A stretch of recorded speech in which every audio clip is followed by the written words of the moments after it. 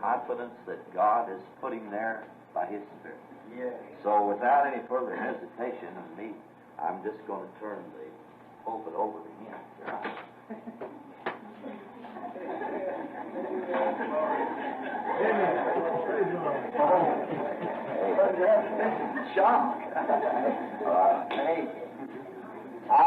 ओ भाई, आपको मानना होगा कि यह एक चकित करना है। मैं तब बस घोषणा करना चाहूंगा, इसका यहाँ अध्ययन किया जाए कि मैंने ऐसा कुछ सोचने की कोशिश की। मैं निश्चित रूप से हर बार यहाँ होने का आनंद लेता हूँ। हमारी यात्रा अब अंत के नजदीक आ रही है। हम आपके साथ बने हुए हैं क्योंकि हमारे पास शिकागो में एक और सभा होने जा रही है। मुझे जल्द ही अपने परिवार को वापस एरिजोना ले जाना है और उनके पास अभी तक उनकी गर्मी की छुट्टियां नहीं मिली थी और मुझे उन्हें कुछ दिनों में कहीं तो यात्रा के लिए ले जाना है और तब मैं शायद एक दिन रविवारों में से एक दिन बाहर रहूंगा और उसके बाद अगले सप्ताह मैं शिकागो में रवाना होऊंगा। तब मुझे सीधे वापस आना होगा सोमवार को और उन्हें एरिजोना ले जाना है। और अब मैं बस रविवार की सुबह में लेना पसंद नहीं करता हूँ। उस समय को लूँ जहाँ हर कोई ताजगी से भरा होता है। रविवार की रात आप हमेशा ही थके हुए होते हैं और कुछ करने की शक्ति नहीं होती है रविवार की रात को। और फिर रविवार की रात सभा को हमारे पास्टर को सौंप देते हैं। यह एक प्रकार से बुरा लगता है, लेकिन मैं ऐसा करना पसंद नहीं करता और फिर भी रविवार की रात को लेता हूँ। रविवार की रात को एक सभा को लूँ, तब मैं लोगों को बहुत देर तक रोके रखता हूँ। उनमें से बहुत से यहाँ नीचे बहुत दूर दक्षिण में और उत्तर की ओर से आते हैं और उनके पास कभी कभी वे दिन और रात गाड़ी चलाते हैं बस यहाँ एक सभा में आने के लिए, फिर वापस जाते हैं। और यही कारण है कि मैं इसे रविवार की सुबह आने की कोशिश करता हूँ। जब मैं आता हूँ उन्हें मौका मिलता है कि वापस जाएं। वफादार विश्वास योग्य यात्री, मैं उनकी किस तरह से सराहना करूँ। वे यहाँ पहुँचने के लिए गिरती हुई बर्फ, बारिश और हर चीज में से होकर गाड़ी चलाते हैं, देश भर से सैकड़ों मील, बस एक छोटी सी सभा में आने के लिए। इसलिए यह मुझे परमेश्वर के प्रति आभारी महसूस कराता है और इन लोगों के प्रति उनके महान समर्थन के लिए जो मैं लोगों को सत्य होने के विषय में बताने का यत्न कर रहा हूँ। अब मैं विश्वास करता हूँ कि यह सत्य है। मैं अपने पूरे हृदय से, यदि वहाँ कुछ भिन्न था जो मैंने सोचा था कि बेहतर है, मैं निश्चित रूप से पहले जाऊंगा। मैं किसी को भी ऐसी जगह जाने के लिए नहीं कहूँगा जहाँ मैं पहले नहीं गया हूँ, जिससे कि पता चल सके कि यह सही है या नहीं। मैं किसी भी व्यक्ति से यह नहीं कहूँगा कि वो परमेश्वर में एक ऐसा कदम उठाए जो मैंने पहले से न उठाया हो और मैं यह नहीं जानता कि यह सत्य है। पहले उसे अवश्य ही प्रभु का वचन होना है, उसके बाद मुझे कदम को बढ़ाना ही है और देखना है कि क्या यह सही है। और फिर यदि यह सही है तो मैं कह सकता हूँ इस ओर से ऊपर आओ, देखो यह मार्ग को तैयार कर रहा है। और अब मैं सोचता हूँ कि किसी भी सेवक को ऐसा ही करना चाहिए। पहले खुद जाना चाहिए, उसे एक नेतृत्व करने वाला होना चाहिए, लोगों का एक अगुवा जो ऐसा कुछ भी नहीं बोले जिस पर वो अपना हाथ खुद नहीं डालता हो। हमें जाकर और लोगों का अगुवा बनना चाहिए। आज सुबह मुझे यहाँ पुलपिट में एक बहुत ही अजीब विचित्र सा अनुभव हुआ था और ये संदेश के अंतिम भाग के विषय में था। मैं इसे इस तरह से कहने का इरादा नहीं कर रहा था, देखा, लेकिन मैं समझता हूँ कि यह पहले ही कहा जा चुका है और अब मैं इसके बारे में कुछ भी नहीं कर सकता हूँ। लेकिन फिर मैं घर पहुँचा, इसके बारे में अध्ययन करना था और आज एक छोटा सा पारिवारिक मिलाप था, बस मेरे भाइयों और उन लोगों के साथ। माँ जा चुकी है और हम अक्सर माँ के घर पर मिलते थे और अब हम डेलोरस जाते हैं। इस दोपहर बाद हमने एक अच्छा समय बिताया था, बात कर रहे थे और टेडी भी साथ में था। हमने कुछ गीत गाए, कुछ स्तुति गीत और आदि आदि बजाए। अब मैं सोचता हूँ हो सकता है अगले रविवार की सुबह, यदि प्रभु ने चाहा, यदि भाई नेविल परवाह नहीं करते, तो अब मैं एक चंगाई की सभा करना चाहता हूँ जो केवल चंगाई के लिए समर्पित होगी। और मैं सोचता हूँ आज सुबह के संदेश के साथ जिस तरह से प्रभु ने मुझे इसे लाने के लिए अगुवाई की, इसे लाने के लिए, आप देखिए, इससे हमें थोड़ा सा प्रोत्साहन मिलना चाहिए कि वास्तव में विश्वास करें। हम इधर उधर खेलते हैं और हम अलग अलग चीजों को लेते हैं और उनके बारे में बात करते हैं, लेकिन फिर जब यह एक बल परीक्षा की बात आती है तो यह कुछ तो अलग ही होता है। जैसा कि कोई तो मुझे बता रहा था, मैं सोचता हूँ कि यह मेरा भाई वहाँ पीछे था, आज एक छोटी सी कहानी को बता रहा था, एक मनुष्य के विषय में, एक सेवक और उसकी एक सभा के लोगों के बीच में। उसने कहा कि वो लकड़ी के लट्टे पर चल सकता है। उसने कहा, पास्टर, निश्चय ही प्रभु आपके साथ है। उसने कहा, मैं लकड़ी का लट्टा अपनी पीठ पर रखकर इसे पार कर सकता हूँ। निश्चय ही प्रभु आपके साथ है। और उसने जाकर और इसे किया। उसने कहा, मैं लकड़ी का लट्टा अपनी पीठ पर रखकर और एक पहिया गाड़ी को चलाते हुए भी पार कर सकता हूँ। निश्चय ही पास्टर, प्रभु आपके साथ है। आपका विश्वास कुछ भी कर सकता है। उसने कहा, मैं तुम्हें एक पहिए वाली गाड़ी में रखकर और लकड़ी का लट्ठा अपने पीठ पर रखकर चल सकता हूँ। उसने कहा, अब 1 मिनट रुकना। देखा, यह अब अलग बात होती है जब आपको इसमें जोड़ा जाता है अपने आप में। देखा, अब यह हमारे लिए यहाँ यह कहना बहुत ही अच्छा है। आमीन। हमारे लिए यह कहना बहुत ही अच्छा है। मैं विश्वास करता हूँ कि यह सच है, लेकिन फिर इसे क्रिया में लेकर आए। आपको इसे कार्य में लाना होगा। जैसा कि मैंने आज सुबह उस कथन को दिया, लोग पतरस की छाया में पड़े हुए थे। उन्होंने यहाँ तक कभी प्रार्थना के लिए भी नहीं मांगा। मैं बहुत से घरों में गया हूँ इसे देखते हुए। इससे पहले कि मैं जाकर प्रार्थना करूँ, मैं बस वहाँ अभिषेक के साथ जाता हूँ और यहाँ तक कि लोगों के लिए प्रार्थना भी नहीं करता और बाहर निकल जाता हूँ और वे चंगे हो जाते हैं। देखा, देखा, ये सही बात है। मैंने इसे बहुत सी बार होते देखा है। समझे? आपको अपने विश्वास को कहीं न कहीं तो रखना होगा। आपको इसका विश्वास करना होगा। और मैं विश्वास करता हूँ कि समय निकट आ रहा है और अब है। और मैं समझता हूँ कि यह टेप की सभा नहीं है। वे अपने लिए एक छोटा सा टेप बना सकते हैं, लेकिन यह एक टेप करने के लिए नहीं है जो पूरे देश में भेजा जाता है। वो यही जिसके विषय में मैं आज सुबह बोल रहा था, जो हमें एक ऊंचे शिखर पर ले आया। और यही कारण है कि मैं अगले रविवार को एक चंगाई सभा को लेने जा रहा हूँ, क्योंकि जब से मैं घर पर रहा हूँ, मैंने आपको दर्शनों के बारे में बताया है और क्या हुआ है और हर एक चीज, और इसे ठीक सामने लाया कि मैंने इन सारी चीजों को क्यों किया है। और फिर आज सुबह इसे ठीक अब उस अंतिम खिंचाव पर ला रहा हूँ। अब ये मेरा परमेश्वर के प्रति समर्पण का समय है। परमेश्वर का समय है कि मुझसे बात करे। देखो, मुझे अवश्य ही बस अपने जीवन में थोड़ा सा बदलाव करना है। कि ऐसा नहीं है कि मैं सोचता हूँ कि मैं बुरा हूँ, लेकिन मैं लोगों के और अधिक नजदीक महसूस करना चाहता हूँ। देखो, जिन लोगों को मैंने बताने की कोशिश की है इस सुसमाचार की सच्चाई को, और वे इस पर अपनी पीठ फेर कर और दूर चले जाते हैं और इस पर हंसते हैं। अब मेरे लिए ऐसा प्रतीत होता है कि यह एक अपमान है। मैं अपनी परवाह नहीं करता, लेकिन उन बातों के लिए जो मैं कहता रहा हूँ, यह सच्चाई है, उनकी सहायता करने की कोशिश करता हूँ। जैसे एक नाव को धक्का देकर और कहते हो, यहाँ लो, ये रही नाव, इसे पार करो, यहाँ उस बहती हुई धारा से बाहर निकलो, तुम मर जाओगे, तुम वहाँ खत्म हो जाओगे। और वे बस आप पर हंसने लगते हैं और चले जाते हैं। तो मुझे ऐसा महसूस होता है, यदि वे चले जाते हैं तो इसके बारे में मैं और कुछ नहीं कर सकता। देखो जो मैं कर सकता हूँ, लेकिन मैं अब किनारे पर भागना चाहता हूँ और उन्हें विश्वास दिलाना चाहता हूँ, वापस आ जाओ। देखिए, मुझे ऐसा महसूस होना चाहिए, क्योंकि मैं जानता हूँ कि वहाँ कोई ऐसा व्यक्ति है जो अभी तक नहीं आया है, और मैं मछली पकड़ने जा रहा हूँ। जब तक, उसने कहा, जब तक अंतिम मछली पकड़ी नहीं जाती, मैं यही करना चाहता हूँ। अब ऐसा करने के लिए मैं प्रार्थना सभा में कुछ घटित होने की अपेक्षा कर रहा हूँ। कुछ, और आप में से बहुत से लोगों को अंतिम खिंचाव का दर्शन याद होगा। मेरा मतलब उस तीसरे खिंचाव का। आपको याद है, वहाँ पर इसके ठीक पहले कुछ तो घटित हुआ था। मैंने उस उजियाले को आते और उस स्थान पर जाते देखा और कहा, मैं तुमसे वहाँ पर मिलूंगा।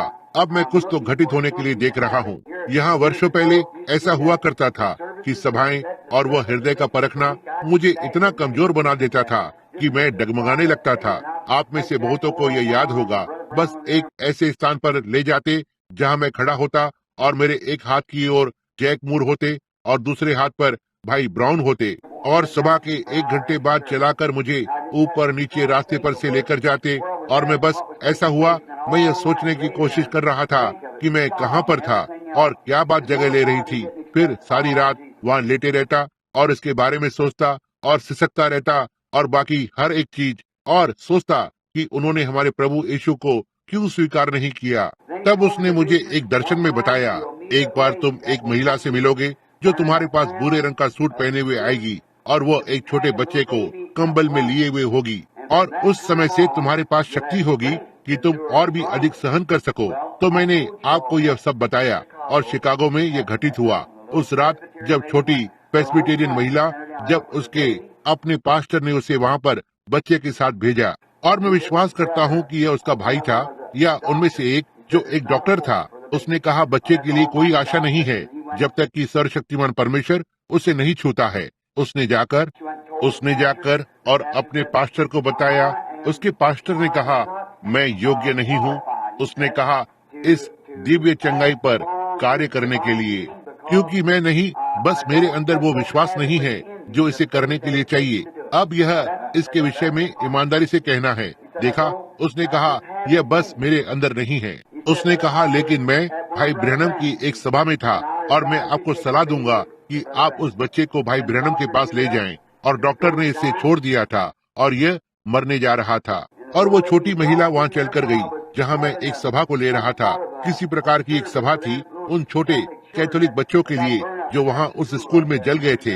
आप जानते हैं, आपको याद होगा जब ऐसा हुआ था। हम उस सभा को ले रहे थे और ठीक वहाँ मंच पर आ रहे थे। वो छोटी महिला भूरे रंग के सूट को पहने हुए आती है। मेरी पत्नी और वे वहाँ बैठे हुए थे और मैंने मुड़कर और देखा और हर कहीं चारों ओर देखा और देखा कि क्या वे वहाँ खड़े हुए थे। और ऐसा हुआ कि इससे पहले कि मैं ऊपर आऊं, मैं सोचता हूँ कि बिली पॉल और वे बात कर रहे थे, या पत्नी या उनमें से कुछ लोग उस महिला से जिसका छोटा बच्चा था। और महिला मंच पर चलकर गई और पवित्र आत्मा ने सारी बात को प्रकट किया और वहाँ उस बच्चे को चंगा किया। मैं वहाँ से चला गया और तब से लेकर मैं बस नहीं थकता। देखो, यह मुझे परेशान नहीं करता है और मैं बस आगे और आगे बढ़ता रहता हूँ। अब मैं कुछ तो घटित होने के लिए देख रहा हूँ और उस निशाने में उस तीसरे खिंचाव को आरंभ करता हूँ। देखा, और हो सकता है अगले रविवार की सुबह चंगाई की सभा हो सकता है यह इसे उत्पन्न करे, मैं नहीं जानता। मैं सोचता हूँ कि हमें अपने लोगों को बताना चाहिए कि बीमार लोगों को लेकर आएं। अब एक चंगाई सभा के लिए हमें बीमार लोगों पर ध्यान केंद्रित करना होगा, अपने बीमार लोगों को लेकर, और उन्हें अगले रविवार की सुबह जल्दी ले आएं, लगभग 8 या 8:30 बजे, और हम उन्हें प्रार्थना कार्ड दे देंगे जैसे ही वे द्वार पर आते हैं। हालांकि वे इसे करते हैं, और फिर हमारे पास एक प्रार्थना पंक्ति होगी और बीमारों के लिए प्रार्थना करेंगे और बस देखेंगे कि पवित्र आत्मा क्या करता है। मैं विश्वास करता हूँ कि वो अद्भुत कार्य को करेगा यदि हम केवल उस पर विश्वास करें। देखो, लेकिन हमें उस पर अब विश्वास करना है अपने पूरे हृदय से। और मैं सोचता हूँ कि वो महान घड़ी आ गई है कि जब परमेश्वर, यहाँ तक कि जैसे हम आज सुबह बोल रहे थे, हमें बहुत कुछ दिखाया है और हमें एक निश्चित स्थान पर लाया है, बस ऊपर एक स्थान तक। देखो, बस उस छोटे से पहाड़ी ढलान को पार करना है और बस इतना ही आपको करने की आवश्यकता है। फिर यह आगे बढ़ता चला जाएगा। देखो, यह ऐसे ही बस चलने लगता है जैसे ये था। मनों को परखने के साथ भी वही बात है, भविष्यवाणी के साथ भी वही बात है। देखना, मैं कैलगरी में खड़ा था। मैं क्षमा चाहता हूँ, यह वहाँ की रानी का शहर था।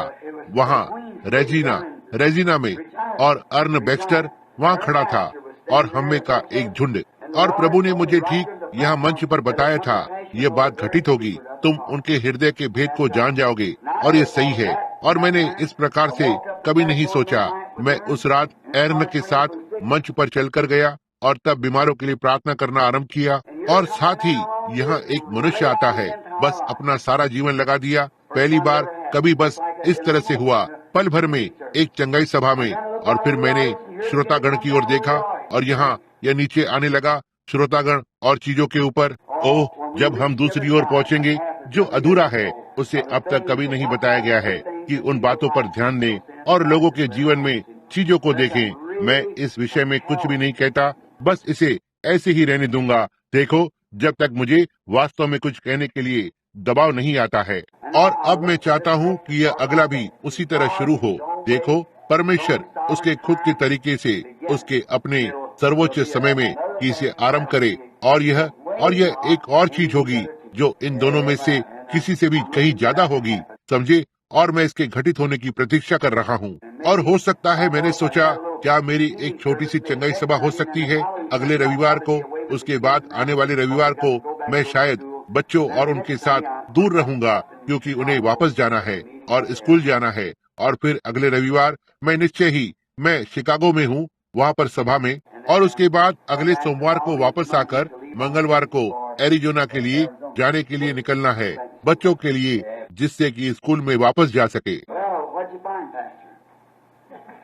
अच्छा, आपने क्या पाया पास्टर?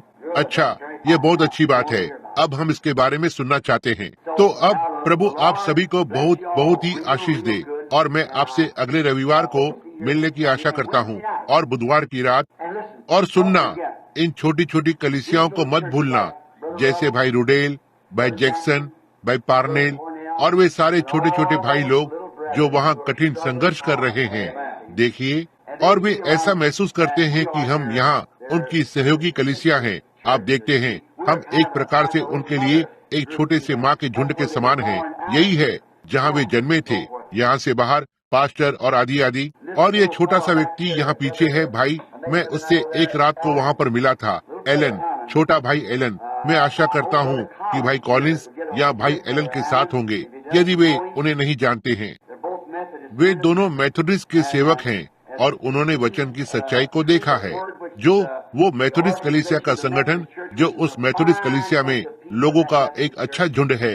आप कभी भी नहीं सोचना कि वे नहीं हैं, वे हैं। वे उस कैथोलिक कलीसिया में लोगों का एक अच्छा झुंड है। वे प्रेस्बिटेरियन कलीसिया में एक अच्छा झुंड है, और वहाँ उन सारे स्थान पर ये पुरुष और स्त्रियां हैं जो प्रतीक्षा कर रहे हैं कि उस उजाले को उनके मार्ग पर चमकते हुए देखें।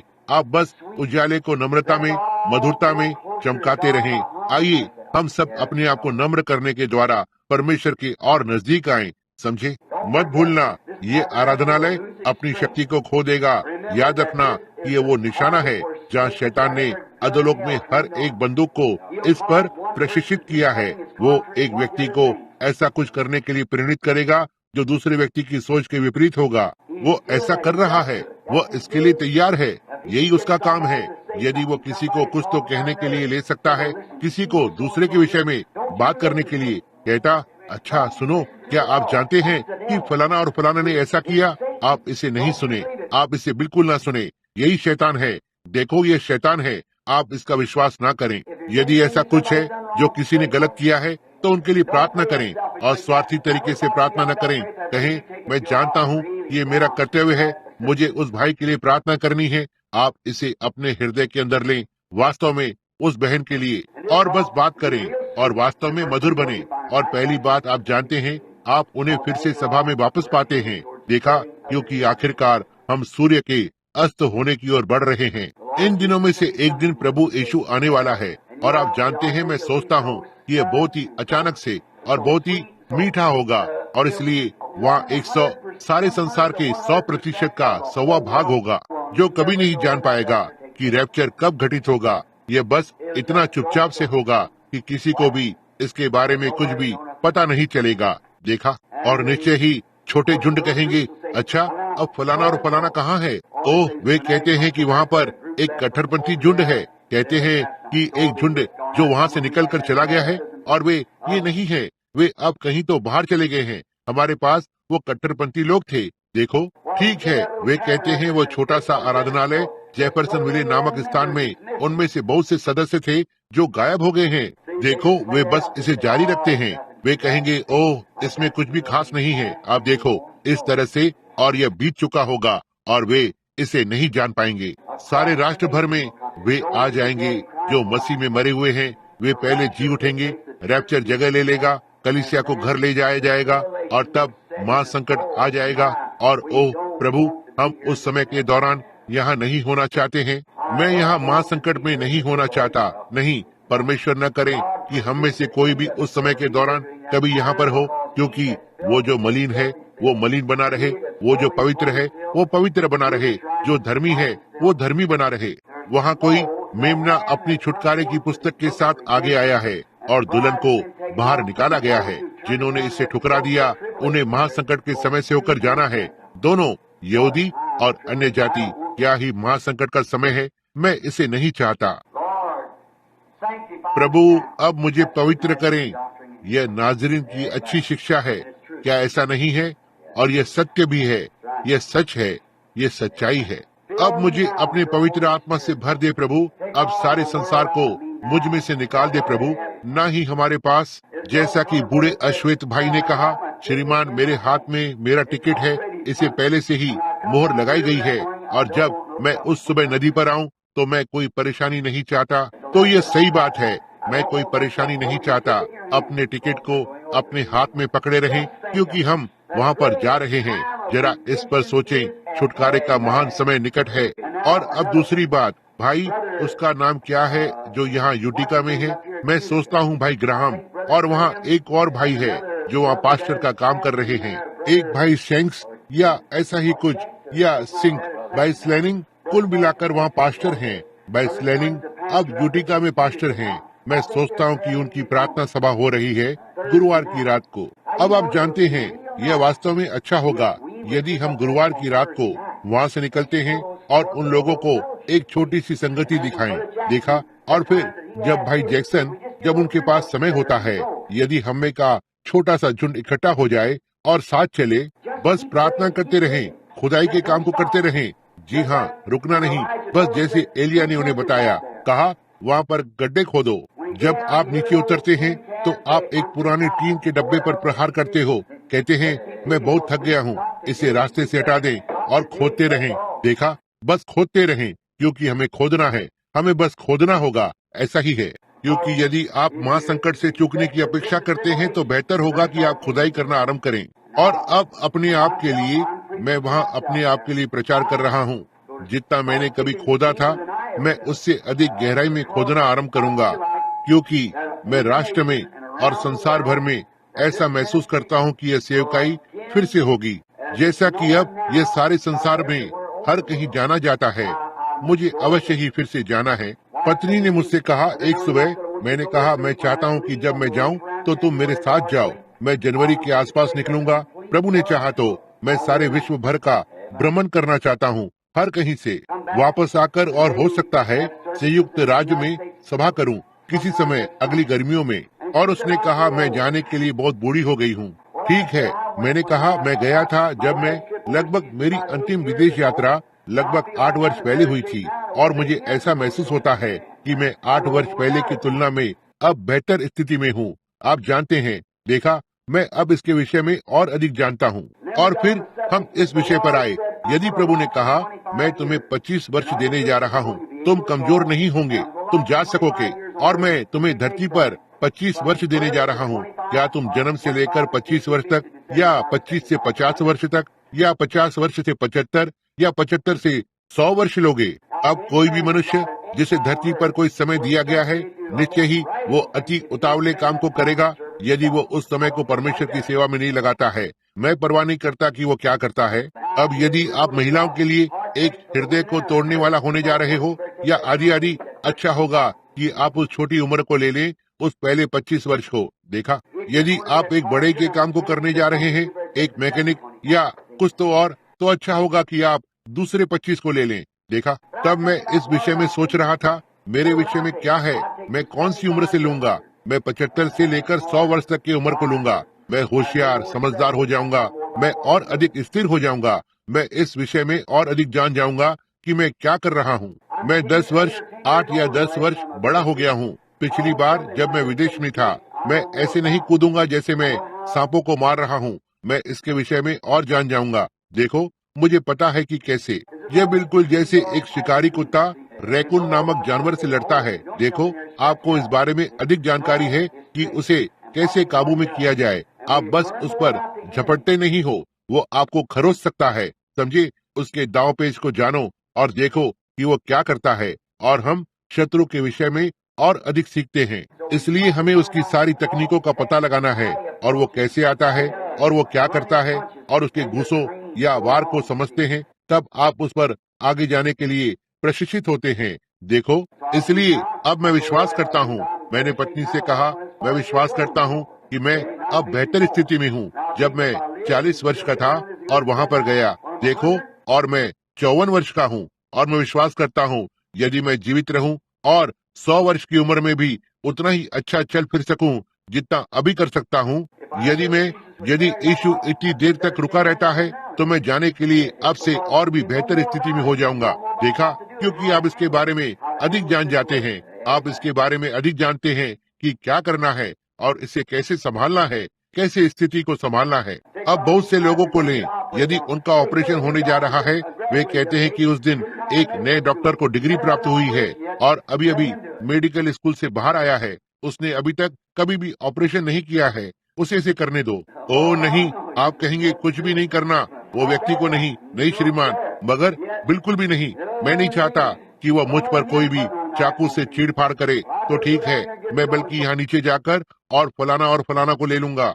मैंने सुना है कि उसने बहुत सारे ऑपरेशन किए हैं, वो जानता है कि इसे कैसे करना है। ऐसा ही है, देखो यही विचार है। आप इस विषय में सोचते हैं, लेकिन उस प्राण के विषय में क्या?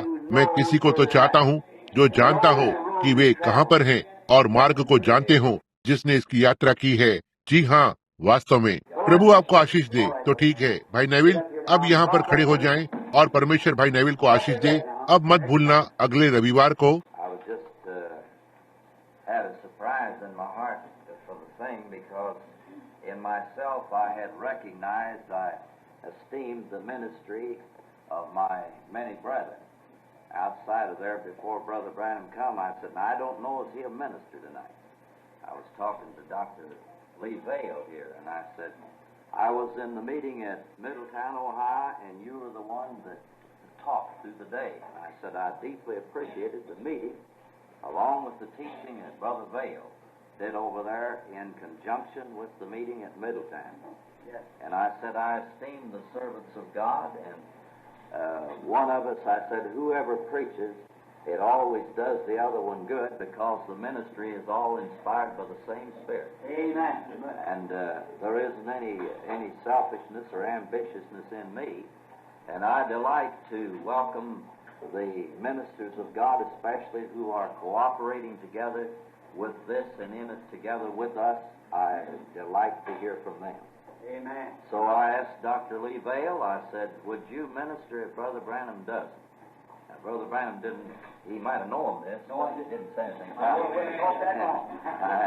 So I asked Brother Vale tonight if he would minister for us in case that Brother Branham didn't, because he's associated with him in the meetings, and he knows about the way, this way, and we're glad to have Brother Vale. I appreciate him and respect him as well as I do any of the other ministers, and like I do all the others. And so if he will come tonight and speak for us, I'd be delighted to have him to do it. God bless, and let's pray for Brother Vale. Some of you have never heard him, and I trust that you'll pray for him.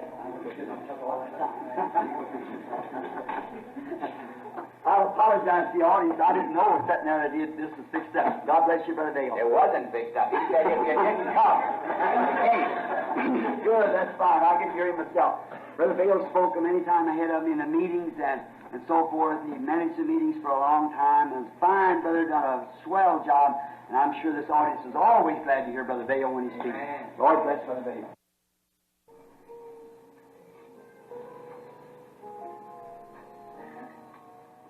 इतना कुछ कहा गया था, इतना तक कि मैं इसे और बेहतर बनाने के लिए कुछ भी नहीं कह सकता था। और मैं वास्तव में विश्वास करता हूँ कि यह प्रभु ही था जिसने भाई बेल के लिए ये सब संभव किया।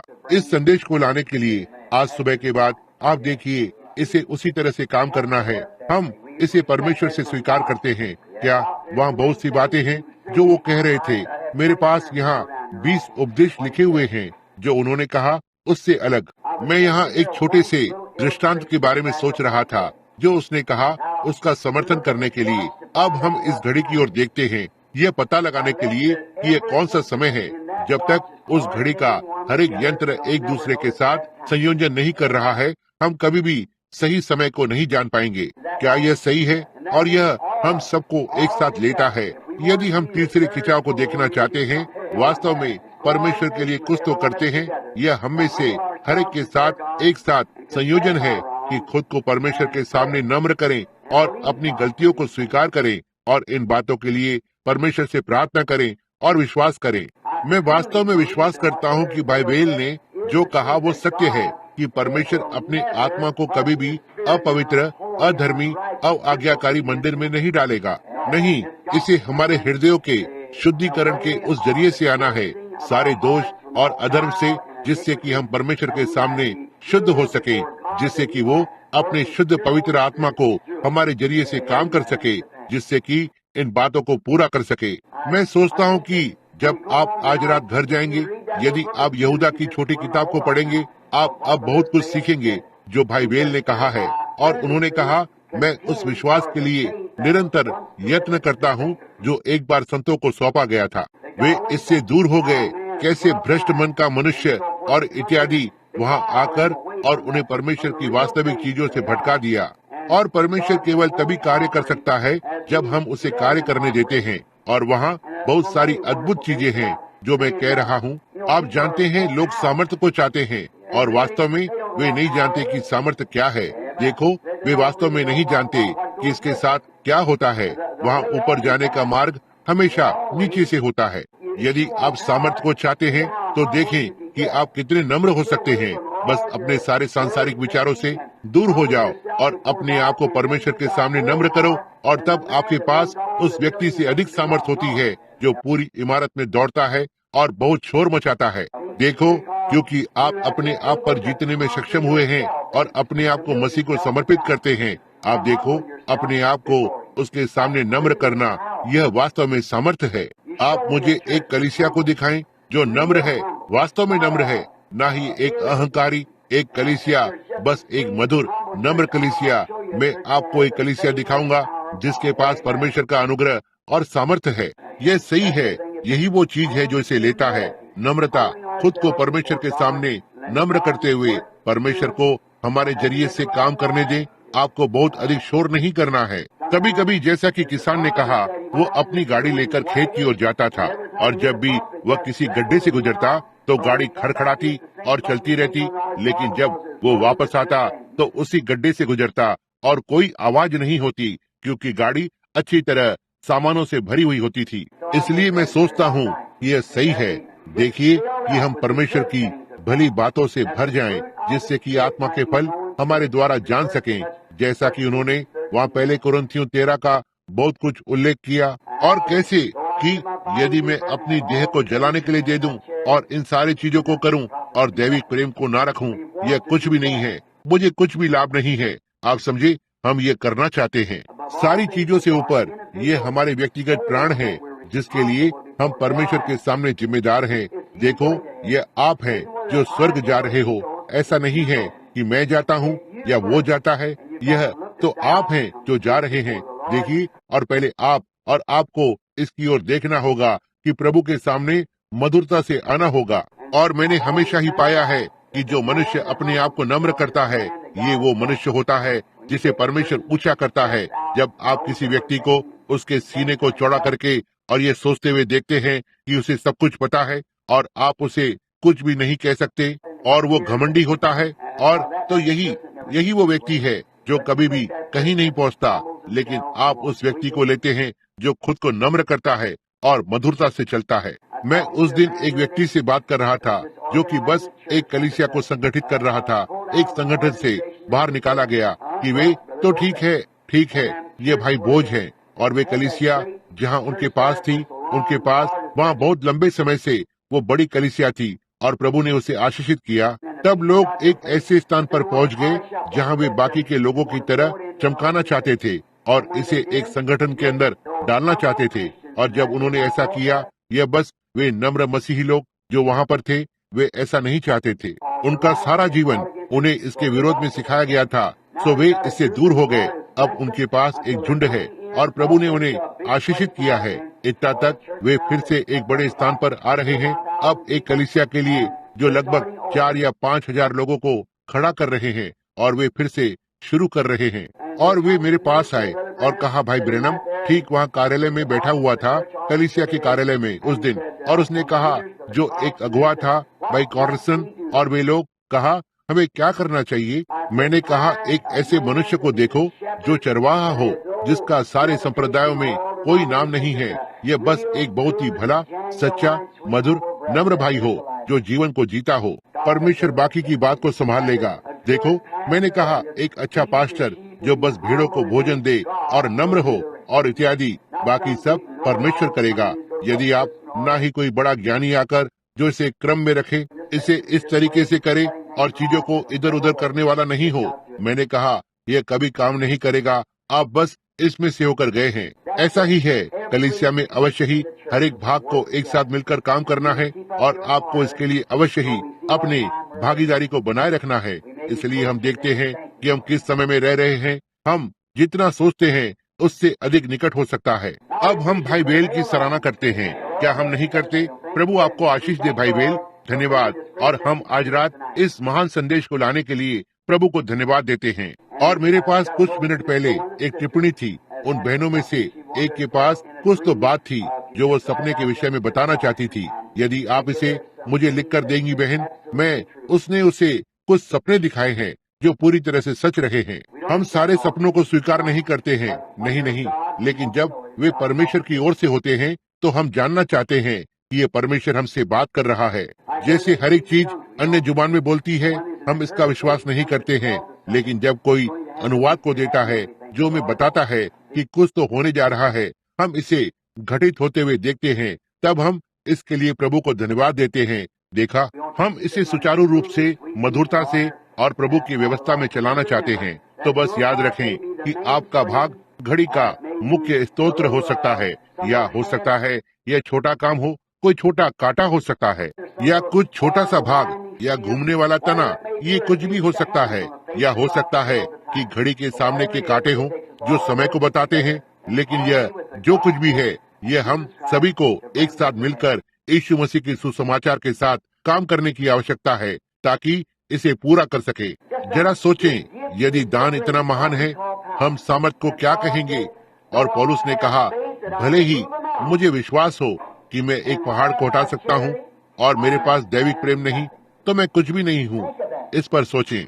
और भले ही आप कहते हैं, ठीक है, यद्यपि मैं समझता हूँ काश मैं बाइबल को जान पाता, भले ही मैं परमेश्वर के सारे भेदों को समझूं, देखो, और फिर भी यद्यपि मैं ऐसा कर सकता हूँ और मेरे पास दैविक प्रेम नहीं तो मैं कुछ भी नहीं, देखो, अभी तक कहीं नहीं पहुँचा हूँ। देखिए, मुख्य बात यह है कि परमेश्वर से प्रेम करें और इसके साथ अपने आप को नम्र करें। अब निश्चित रूप से इन सारे वर्षों के बाद कार्य क्षेत्र पर और संसार भर में और भिन्न भिन्न लोगों को देखते हुए मुझे उस फाटक के बारे में जरा सा जानना चाहिए जिसमें प्रवेश करना है। और यदि आप परमेश्वर के साथ कहीं पहुंचना चाहते हैं तो कभी भी अहंकारी आत्मा को अपने आसपास न आने दें, कोई ईर्ष्या अंदर न आने दें। इससे कोई फर्क नहीं पड़ता कि किसी ने कुछ भी किया हो। यदि वे गलत हैं तो आप कभी भी उस व्यक्ति के विरोध में एक नकारात्मक भावना को निर्माण न होने दें। देखा, आप मधुर और दयालु बने। याद रखें, परमेश्वर ने आपसे प्रेम किया जब आप पाप में थे, और यदि परमेश्वर का आत्मा आप में है तो आप दूसरे व्यक्ति से प्रेम करें जब वो गलत होता है। देखो, बस उनके लिए प्रार्थना करें और एक दूसरे से प्रेम करें। हर एक चीज से ऊपर परमेश्वर से प्रेम करें और एक दूसरे से प्रेम करें और परमेश्वर के साथ और एक दूसरे के साथ नम्र बने रहें और परमेश्वर हमें आशीष देगा। और ये बताना कठिन है कि वो क्या करेगा। आमतौर पर जब एक कलीसिया संख्या में बढ़ने लगती है और थोड़ी बड़ी होने लगती है या ऐसा ही कुछ, तब वे उस वास्तविक चीज से दूर होने लगते हैं, उस वास्तविक चीज से। क्या आपको पता है कि इन बातों के पूरा होने के लिए क्या कारण था?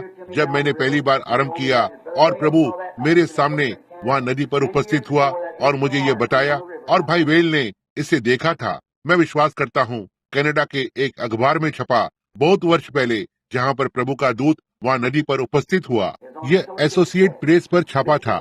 स्थानीय सेवक के ऊपर रहस्यमयी उजियाला बपतिस्मा देते समय। और आप जानते हैं कि उसने क्या किया? जब हमारे पास सड़क के उस पार तंबू की सभा थी, एक तंबू जिसमें लगभग बैठे हुए थे 2500 लोग बैठे हुए थे। सेवक हर कहीं से आए हुए थे और कहा, भाई 1 मिनट के लिए यहाँ आए। मैं बस एक लड़का ही था, जैसे बस एक बालक। और उसने कहा, तुम उन लोगों को कैसे एक मन में रखते हो? वे एक दूसरे से प्रेम करते हैं। इतना तक मैंने लोगों को एक दूसरे से प्रेम करते नहीं देखा। यही प्रभु है, यही है जिस पर इस कलीसिया को स्थापित किया गया था, जो एक दूसरे के प्रति भक्ति पूर्व भाईचारे का प्रेम है। मैंने उन्हें यहाँ तक कि एक दूसरे से हाथ मिलाते हुए देखा, उस स्थान को छोड़ते हुए, और बच्चों की तरह रो रहे थे। एक दूसरे को छोड़कर जाते समय वे एक दूसरे से इतना प्रेम करते हैं। और मैं उनके घर उनसे मिलने जा सकता था और कई बार बाइबल खुली हुई पड़ी होती थी और आंसुओं से भीगी होती रात के समय अंदर जाता, जहाँ पिता और माता इकट्ठे होते थे और उनके छोटे बच्चे फर्श पर इधर उधर बैठे होते थे। चारों ओर घुटने टेकते और पिता और माता अपने घुटनों पर होते, रोते और प्रार्थना करते। मैं दरवाजे पर खड़ा होता और प्रतीक्षा करता और प्रतीक्षा करता और प्रतीक्षा करता, और उन्होंने प्रार्थना करना बंद नहीं किया। मैं बस सीढ़ियों पर बैठ जाऊंगा और स्वयं प्रार्थना करना आरंभ करूंगा, उनकी प्रतीक्षा करते हुए। देखो, और यही था जो, और वे एक दूसरे से प्रेम करते हैं, वे एक दूसरे से प्रेम करते हैं। हम हमेशा खड़े होकर और उस पुराने गीत को गाते, धन्य है वो बंधन जो बांधता है हमारे हृदय को मसीही प्रेम में। दयालु मन की संगति यह ऊपर के जैसी है। जब हम अलग हो जाते हैं, यह हमें भीतरी पीड़ा को देता है, लेकिन हम फिर भी हृदय में जुड़े रहेंगे और फिर से मिलने की आशा करते हैं। मैं इसे अपने हृदय में मसीह से बड़े आनंद के साथ कहता हूँ। इसमें से बहुत से लोग वहाँ पर आज रात इन कब्रों में सो रहे हैं, उस महान पुनरुत्थान की प्रतीक्षा कर रहे हैं, जहाँ हम फिर से एक साथ मिलेंगे। वो आत्मा कभी भी इस स्थान से दूर न जाए। यदि ऐसा कभी होता है तो मुझे परवाह नहीं कि आपका पास्टर कितना बड़े बड़े शब्दों को बोलने वाला है। वह परमेश्वर का वचन कितनी अच्छी तरह से बता सकता है। परमेश्वर का आत्मा शोकित हो जाता है। देखा, जब हम इन सब बातों को संगति में ले सकते हैं, एक दूसरे से और एक दूसरे से प्रेम करें, तब परमेश्वर हमारे साथ कार्य करेगा। और हम समय का ध्यान रख रहे हैं कि लोग आकर और कहते हैं, यदि आप एक ऐसी कलीसिया को देखना चाहते हैं जो वास्तव में नम्र है, एक कलीसिया जो वास्तव में परमेश्वर से प्रेम करती है, एक बार वहाँ उस आराधनालय में आएं और उन्हें देखें। उस चिंता को देखें जो उनके पास एक दूसरे के प्रति है, जो आदर है। जब सुसमाचार प्रचार किया जा रहा है, कितना आदरपूर्व है, कैसे हर चीज ठीक व्यवस्था में है। हाँ, तब वे इसकी ओर देख सकते हैं और देखते हैं कि हम किस समय में जी रहे हैं। आप देखेंगे कि परमेश्वर का आत्मा आपके बीच में मंडरा रहा है। बड़े बड़े चिन्ह और अद्भुत कार्य और चीजें जगह ले रही होंगी। यदि सारी चीज एक साथ काम कर रही है तो यह समय को बता रही है, लेकिन यदि यह काम नहीं कर रही है तो समय रुक गया है। यह समय को अब और नहीं बताएगा। इसलिए यदि हम जानना चाहते हैं कि हम किस समय में जी रहे हैं, तो बस हर एक जन एक साथ मिलकर सुसमाचार में काम करना आरंभ करे, एक दूसरे से प्रेम करे, परमेश्वर से प्रेम करे, और घड़ी के कांटे ही समय को बता देंगे कि हम किस समय में रह रहे हैं। क्या आप ये विश्वास करते हैं? निश्चय ही। आमीन। प्रभु आपको आशीष दे, वास्तव में बहुतायत से। अब मत भूलना, इस सप्ताह पर आ जाएं, और यदि आप किसी भी बीमार लोगों को जानते हैं जो आ रहे हैं, तो उन्हें बताएं। जब वे आते हैं, कहें, प्रिय, मैं आपसे पूछना चाहता हूँ, हम बीमारों के लिए प्रार्थना कर रहे हैं। रविवार की सुबह आराधनालय में आ जाएं, और आप कुछ समय से बीमार रह रहे हैं। अब मैं चाहता हूँ, ठीक है, मैं जाना चाहता हूँ, मैं हमेशा ही जाना चाहता हूँ। अब मैंने रविवार रात को एक संदेश सुना वहाँ एक भाई से कि कैसे हमें अपनी गलतियों को एक दूसरे के सामने स्वीकार करना चाहिए और एक दूसरे के लिए प्रार्थना करना चाहिए, जिससे कि हम चंगे हो जाएं। याकूब 5:14, 13, 14, 15। देखो कि हमें चंगाई के लिए आने से पहले एक दूसरे के सामने अपनी गलतियों को स्वीकार करना चाहिए। जी हाँ, एक दूसरे के सामने हमारी गलतियों को स्वीकार करें और एक दूसरे के लिए प्रार्थना करें। समझे? इसे देखा? बिल्कुल ठीक वही जो आज रात्रि जिस विषय में बात कर रहा था, जो मरकुस 16 के साथ धन्य वचन को वापस लाता है। इसे एक साथ मिलाएं, आपके पास यह होता है, तब चंगाइयाँ जगह लेती है। यीशु की ओर देखें, कुछ नहीं लेकिन प्रेम का एक बंडल। देखा, वो प्रगटीकरण में परमेश्वर था। वो परमेश्वर ने उसके द्वारा स्वयं को प्रकट किया। कोई आश्चर्य नहीं कि आश्चर्य कर्म और बातें घटित हुई। उसका नम्र जीवन और समर्पित जीवन, परमेश्वर होने पर वो आया ताकि यहाँ धरती पर एक मनुष्य बने, अपने आप से परमेश्वर को व्यक्त करे। यही है जिसने उसे वो बनाया जो वो था। मैंने हमेशा कहा है, जिस बात ने मेरे लिए यीशु को परमेश्वर बनाया, वो बात थी जिस तरह से उसने खुद को नम्र किया। वो बहुत ही महान था और फिर भी इतना छोटा हो सकता है। देखा, ये सही है। प्रभु आपको वास्तव में बहुत ही आशीष दे। अब आइए खड़े हो जाएं और समाप्ति के लिए आइए बस ऐसा करने की कोशिश करें। बहन, आप इस गीत को नहीं जानती होंगी कि धन्य है वो बंधन जो बांधता है। आइए एक बार इसे गाएं। क्या आप गाएंगे? हमें स्वर देना।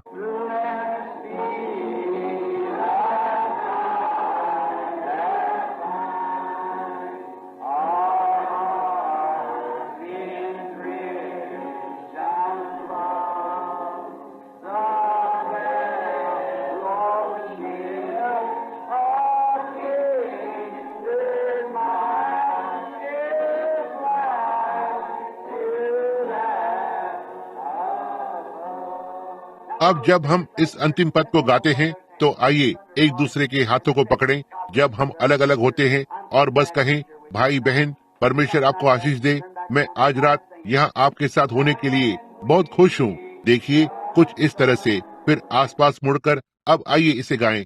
परमेश्वर आपको आशीष दे भाई नेविल।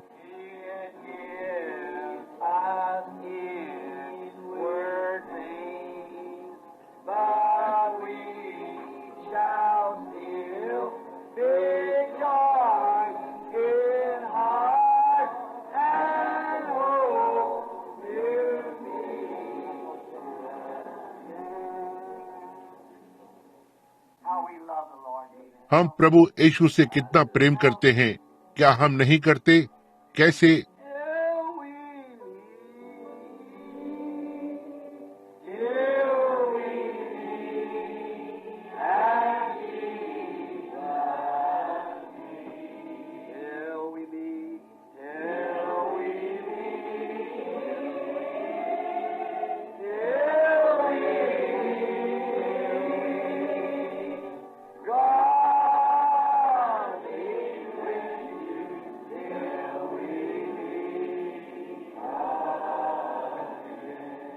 आइए हम अपनी आंखें बंद करें और अब आत्मा में इसे गाएं।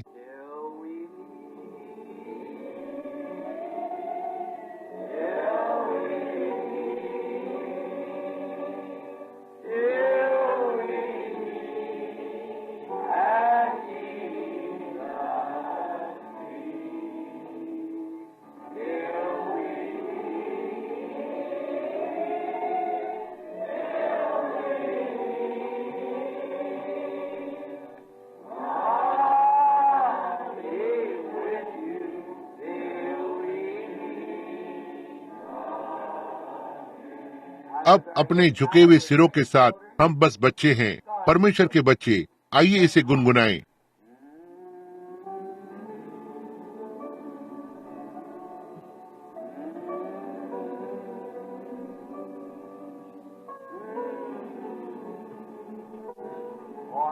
ओह, यह किस तरह से परमेश्वर की आत्मा को हमारे पास लाता है। क्या आप उन आरंभ के दिनों की कल्पना कर सकते हैं जब वे चट्टान की चिकनी पट्टियों पर बैठे थे,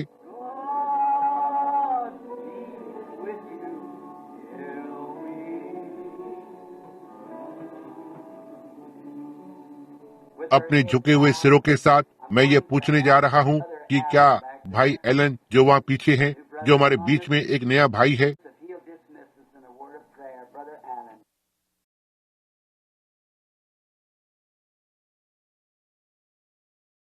यदि वो हमें प्रार्थना के कुछ शब्द में विदा करेंगे? भाई एलन।